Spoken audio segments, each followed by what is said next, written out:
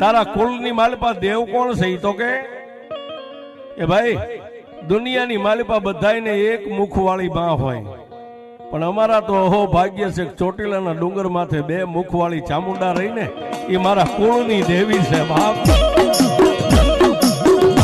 Balvir status